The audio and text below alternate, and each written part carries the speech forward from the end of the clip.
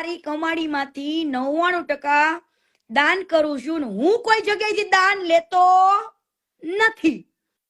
તો અમેરિકાથી અમે આ ફોરેન વાળા તને જે દાન આપે છે ઈ તને કેવામાં વાંધો શું? નમસ્કાર દર્શક મિત્રો, આજના એક નવા વિડીયોમાં તમારું સ્વાગત કરીએ છીએ. દર્શક મિત્રો, ખજૂરભાઈને તમે બધા ઓળખતા જ હશો.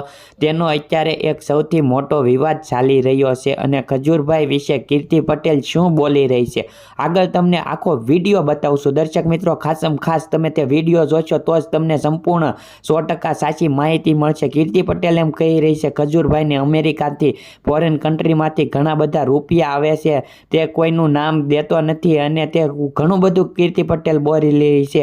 આપણે વિડીયોમાં મોડું નથી કરવું, આપણે વિડીયો કરીએ છીએ ચાલુ. અને તમે કોને સપોર્ટ કરો છો તે કોમેન્ટમાં લખવાનું ભૂલતા નહીં અને વિડીયોને પ્લીઝ દર્શક મિત્રો લાઇક કરજો અને તમે સપોર્ટ કોને કરો છો તે કોમેન્ટ કરો. અને હવે કીર્તિ પટેલનો તમે આ આખો વિડીયો જોવો તો તમને ખબર પડે કીર્તિ પટેલ શું ખજૂરભાઈ વિશે બોલી રહી છે. જોવો વિડીયો. એમ કે હું મારી કમાણીમાંથી 99% દાન કરું છું ને હું કોઈ જગ્યાએથી દાન લેતો નથી. તો અમેરિકાથી અમે આ ફોરેન વાળા તને જે દાન આપે છે ઈ તને કેવામાં વાંધો શું? કે હા મને લોકો આપે છે, હે કેમ તારા અકાઉન્ટમાં નથી લેતો તું પૈસા? કેમ તારે ભગવાન બનવું છે? અરે કદાચ આ ભોળી પબ્લિક તને ભગવાન કહેતી હોય ને તો તારે એવું કેવું જોઈએ કે મને તમે ભગવાનનો દરજ્જો આપો છો એ બહુ સારી વાત છે, પણ હું ભગવાન નથી. મને તો ભગવાને આ સૌભાગ્ય, આ એક મને તક આપી છે લોકોની સેવા કરવા માટેની. હું એક નિમિત્ત બનું છું, હું મારો કિંમતી સમય ફાળવું છું અને બસ આ ગરીબોની સેવા કરું છું ને એ મને સારો એવો એક લાવો, એક મોકો મળ્યો છે. આવું તારે બોલાય?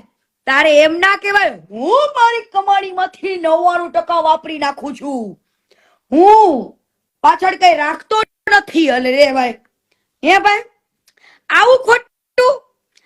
અમેરિકામાંથી જે તે દાન લીધું ઈ તું પબ્લિકને કહેતો કેમ નથી? કેમ નથી કહેતો? એનું રીઝન કે લોકોને ખબર પડી જાય કે આને ફંડ આવે છે. હે લોકોને ખબર પડી જાય કે આને ફંડ આવે છે. હું એમ કહું છું તારે એટલું બોલવામાં તકલીફ શું?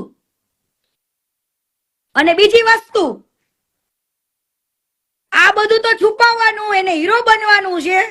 બીજી વસ્તુ એ તમને કહું, તું લિસ્ટ જો આખું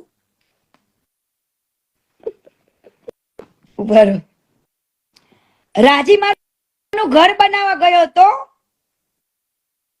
રાજીમાનું જયારે